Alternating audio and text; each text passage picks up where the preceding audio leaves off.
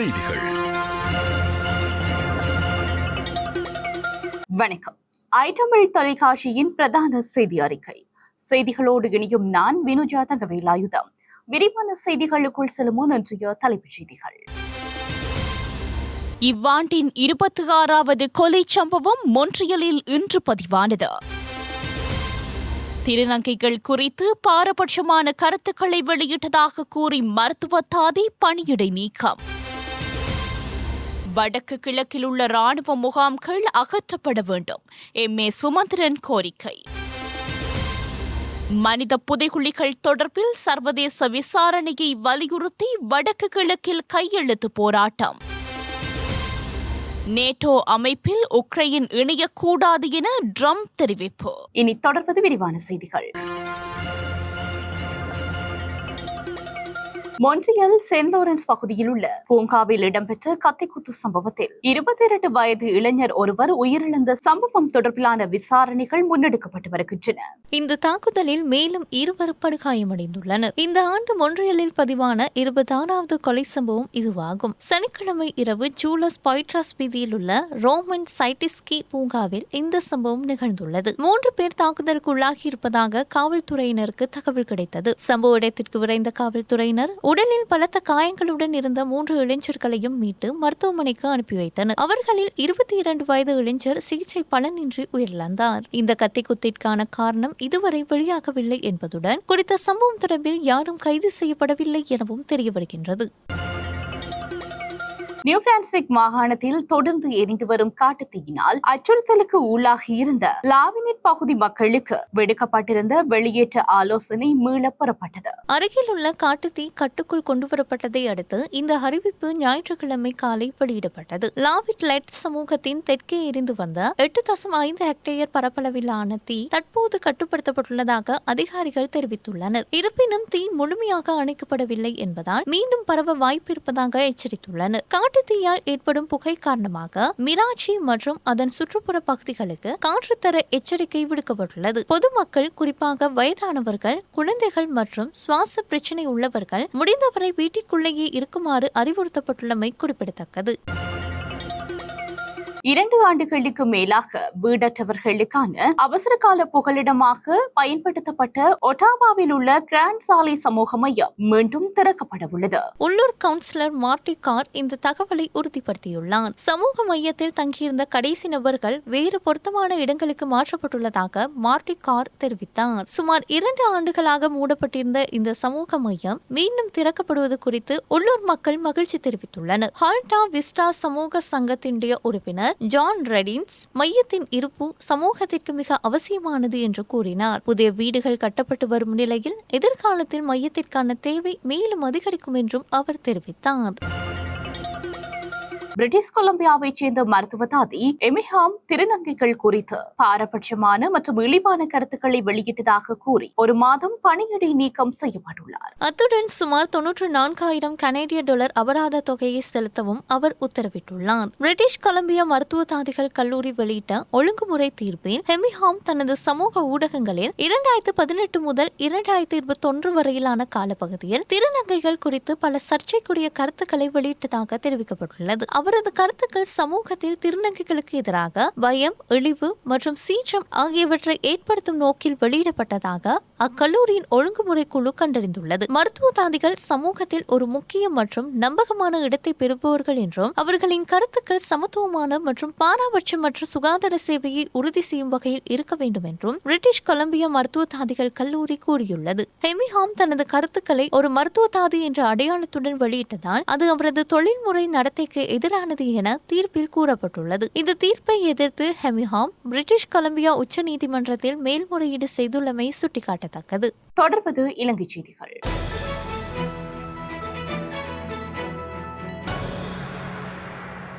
யாழ்ப்பாணம் தவிர ஏனைய இடங்களில் ஹர்த்தால் வெற்றியளித்தது என தமிழரசு கட்சியின் பதில் செயலாளர் எம்.ஏ. சுமந்திரன் மற்றும் பதில் தலைவர் சி.வி.கே. சிவஞானம் ஆகியோர் தெரிவித்தனர். வணக்கம்.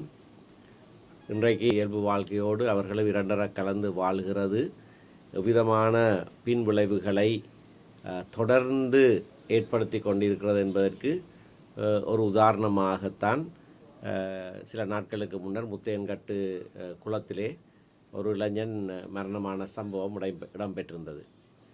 அந்த சம்பவத்திலேயே நாங்கள் கண்டுகொண்டது, இப்படியாக மக்கள் மத்தியிலே இராணுவம் முகாம்களை வைத்து அவர்களுடைய சிவில் வாழ்க்கையோடு தாங்களும் சேர்ந்து வாழுகிறதன் நீண்டகால விளைவுகள் மிக மோசமானதாக இருக்கிறது என்பது அந்த சம்பவத்தின் பின்னணிகளிலே இருந்து கூட வெளிப்பட்டிருக்கிறது. இதைத்தான் நாங்கள் யுத்தம் முடிந்த காலத்திலிருந்து 15-16 வருட காலமாக தொடர்ச்சியாக சொல்லி வந்திருக்கிறோம். இராணுவமயமாக்குதல் என்பதனுடைய விளக்கம் இதுதான். மக்களை இராணுவமயமாக்குகிற நடவடிக்கை நிறுத்தப்பட வேண்டும். தமிழ் பேசுகிற மக்கள் உணர்வுபூர்வமாக இன்றைய தினம் ஹர்த்தாலை அனுஷ்டித்திருக்கிறார்கள். மற்றது ஊடகங்களுக்கும் தெளிவாக நன்றி சொல்லிச்சிட்டேன். ஒரு ஊடகம் வெட்டினது தான், அது வேறு. ஆனால் எல்லா ஊடகங்களும் ஆதரவு தான். நாட்டில் கண்டுபிடிக்கப்பட்டு அகழப்பட்டு வரும் மனித புதைகுழிகள் தொடர்பில் சர்வதேச விசாரணைகள் நடத்தப்பட்டு பாதிக்கப்பட்ட தரப்பினருக்கு நீதி வழங்க வேண்டும் எனவும் இந்த பாரிய குற்றங்களில் ஈடுபட்டவர்களுக்கு தண்டனை வழங்கப்பட வேண்டும் என்றும் வலியுறுத்தி வடக்கு கிழக்கு தழுவிய ரீதியில் கையெழுத்து போராட்டம் ஒன்றை நடத்தவுள்ளதாக ஜனநாயக தமிழ் தேசிய கூட்டமைப்பின் பங்காளி கட்சியில் ஒன்றான சமத்துவ கட்சியின் பொதுச் செயலாளர் சந்திரகுமார் தெரிவித்துள்ளார். இது தொடர்பாக அவர் ஊடகங்களுக்கு தெரிவிக்கையில், யுத்த காலத்தில் தமிழ் மக்கள் மீது நடத்தப்பட்ட இன அழிப்பு நடவடிக்கைகளுக்கு நீதி கோரி தமிழ் மக்கள் இன்றும் போராடி வருகின்றனர். குறிப்பாக வலிந்து காணாமல் ஆக்கப்பட்டவர்கள் வடக்கு கிழக்கு தழுவிய ரீதியில் வருடக்கணக்கில் போராட்டம் நடாத்தி வருகின்றனர். காணாமல் ஆக்கப்பட்டவர்களுக்கு என்ன நடந்தது என்பது பற்றி எந்த அரசும் இதுவரை எந்த பதிலும் வழங்கவில்லை. இதேவேளை புதிதாக மனித புதைக்குழிகளும் கண்டுபிடிக்கப்பட்டு அதற்குள் இருந்த சிறுவர்கள், பெண்கள் உட்பட நூற்றுக்கணக்கானவர்களின் எலும்புக்கூடுகளும் மீட்கப்பட்டுள்ளன. ஆனாலும் இந்த மனித புதைக்குழிகள் தொடர்பில் உள்நாட்டில் நீதியான விசாரணைகள் நடத்தப்பட்டு பாதிக்கப்பட்டவர்களுக்கான நீதியும் குற்றம் இழைத்தவர்களுக்கான தண்டனையும் கிடைக்கும் என தமிழ் மக்கள் எதிர்பார்க்கவில்லை. ஆகவேதான் தமிழ் மக்கள் இந்த விடயங்களில் சர்வதேச விசாரணை ஒன்றை கோருகின்றனர். மனித புதைக்குழிகள் தொடர்பான நவீன தொழில்நுட்ப உதவிகள் உட்பட சர்வதேச விசாரணை நடத்தப்பட வேண்டும் என்ற தமிழ் மக்களின் இக்கோரிக்கையினை வலியுறுத்தி ஜனநாயக தமிழ் தேசிய கூட்டணியானது வடக்கு கிழக்கு தழுவிய ரீதியில் கையெழுத்து போராட்டத்தை அடுத்த வாரம் முன்னெடுக்க உள்ளது என்றார். மோட்டார் வாகன போக்குவரத்து திணைக்கள ஆணையாளர் நாயகம் கமல் அமரசிங்க நீண்ட காலமாக நிலுவையில் உள்ள வாகன இலக்க தகடுகளை வழங்குவதற்கான அமைச்சரவையால் நியமிக்கப்பட்ட கொள்முதல் குழு ஏலங்களை முறையாக திறந்துள்ளதாக தெரிவித்துள்ளார். இக்குழு விலை மனுக்களை மதிப்பாய்வு செய்து போக்குவரத்து அமைச்சு விரைவில் சிறந்த விநியோகஸ்தரை அங்கீகரிக்கும் என அவர் கூறினார். 2 முதல் 3 மாதங்களுக்குள் அதிகாரப்பூர்வ இலக்க தகடுகளை வழங்க திணைக்களம் எதிர்பார்க்கின்றது. இதில் தொழில்நுட்ப பாதுகாப்பு தரநிலைகள், செலவு திறன் மற்றும் விநியோகஸ்தர் நம்பகத்தன்மைக்கு முன்னுரிமை அளிக்கப்படும். 2025 பிப்ரவரியில் வாகன இறக்குமதி தடை நீக்கப்பட்ட பின்னர் 15,000 சிறிய ரக பேருந்துகள் மற்றும் வேன்களும் 80,000 கார்களும் பதிவு செய்யப்பட்டு இலக்க தகடுகள் இல்லாமல் இருக்கின்றன. பற்றாக்குறை காரணமாக தற்காலிகமாக அச்சிடப்பட்ட அல்லது கையால் எழுதப்பட்ட இலக்கங்களை வாகனங்களில் பயன்படுத்த அனுமதிக்கப்பட்டுள்ளது. இவை செல்லுபடியாகும் என போலீஸ் பிரிவுக்கு அறிவுறுத்தப்பட்டுள்ளது. நல்லூர் கந்தசுவாமி ஆலய வளாகத்தில் வாழ்வெட்டு தாக்குதலில் ஈடுபட்ட குற்றத்தில் கைதான 5 இளைஞர்களையும் கடுமையாக எச்சரித்து யாழ் நீதவான் ஐவரையும் எதிர்வரும் 26ஆம் தேதி வரை விளக்கமறியலில் வைக்குமாறு உத்தரவிட்டார். நல்லூர் கந்தசுவாமி ஆலய பின்வீதியில் அமைந்துள்ள வீதி தடைக்கு அருகில் நேற்று முன்தினம் இடம்பெற்ற வாழ்வெட்டு சம்பவத்தில் இளைஞர் ஒருவர் காயமடைந்தார். சம்பவம் தொடர்பில் 5 இளைஞர்களை போலீசார் கைது செய்து விசாரணைகளை முன்னெடுத்த பின்னர் நேற்றைய தினம் ஞாயிற்றுக்கிழமை ஐவரையும் யாழ் நீதவான் நீதிமன்ற நீதவான் முன்னிலையில் முற்படுத்தினர். அதனையடுத்து ஆலய சூழலில் வன்முறையில் ஈடுபட்ட ஐவரையும் கடுமையாக எச்சரித்த நீதவான் ஐவரையும் 26ஆம் தேதி வரையில் விளக்கமறியலில் வைக்குமாறு உத்தரவிட்டார். குறித்த வன்முறை சம்பவம் ஆலய திருவிழாவிற்கு வருகை தந்த பக்தர்கள் மத்தியில் கடும் அச்சத்தை ஏற்படுத்தியிருந்தமை குறிப்பிடத்தக்கது.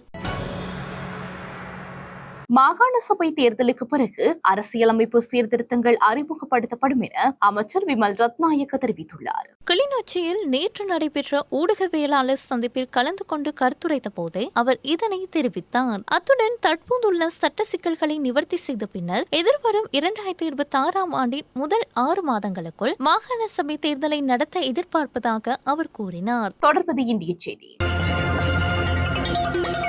மும்பையில் பொது இடங்களில் புறாக்களுக்கு உணவளிக்க அந்நாட்டு நீதிமன்றம் சமீபத்தில் தடை செய்துள்ளது. புறாக்களின் எச்சங்களால் ஏற்படக்கூடிய நோய்களை தடுக்கும் வகையில் இந்த தடை உத்தரவு பிறப்பிக்கப்பட்டுள்ளது. இந்நிலையில் விலங்கு பிரியர்களும் மத ஆர்வலர்களும் இதற்கு கண்டனம் தெரிவித்து போராட்டத்தில் ஈடுபட்டுள்ளனர். மேலும் நீதிமன்றத்தின் குறித்த உத்தரவிற்கு எதிர்ப்பு தெரிவித்து காலவரையற்ற உணவு தவிர்ப்பு போராட்டத்தில் ஈடுபட உள்ளதாக பலரும் அச்சுறுத்தல் விடுத்துள்ளனர். இதேபோல இந்த விடயத்திற்கு எதிர்ப்பு தெரிவித்து போராட்டத்தில் ஈடுபட்டவர்களில் 15 பேரை அந்நாட்டு காவல்துறை கைது செய்துள்ளதாக வெளிநாட்டு ஊடகங்கள் செய்தி வெளியிட்டுள்ளன. தொடர்வது சர்வதேச செய்தி. உக்ரைன் ஜனாதிபதி செலன்ஸ்கிக்கு ரஷ்யா உக்ரைன் மோதலை விரைவாக முடிவுக்கு கொண்டு வரும் திறன் இருப்பதாக அமெரிக்க ஜனாதிபதி டொனால்ட் ட்ரம்ப் தெரிவித்துள்ளார். உக்ரைனுடனான தற்போதைய மோதல் தொடர்பாக அலாஸ்காவில் ரஷ்ய ஜனாதிபதி விளாடிமிர் புட்டினுடன் சமீபத்தில் நடந்த சந்திப்பிற்கு பிறகு போர் நிறுத்தத்தை கைவிட்டு கிரிமியா மற்றும் நேட்டோ உறுப்பினர் இல்லாமல் அமைதி உடன்படிக்கைக்கு வருமாறு ட்ரம்ப் உக்ரைன் ஜனாதிபதியை வலியுறுத்துகின்றார். இதுவே ரஷ்யாவின் நிலைப்பாடு என்பதும் குறிப்பிடத்தக்கது. இதுடன் ஐடமிழ் தொலைக்காட்சியின் பிரதான செய்தி அறிக்கை நிறைவு பெற்றது. நமது அடுத்த பிரதான செய்தி அறிக்கையை நாளை எதிர்பாருங்கள்.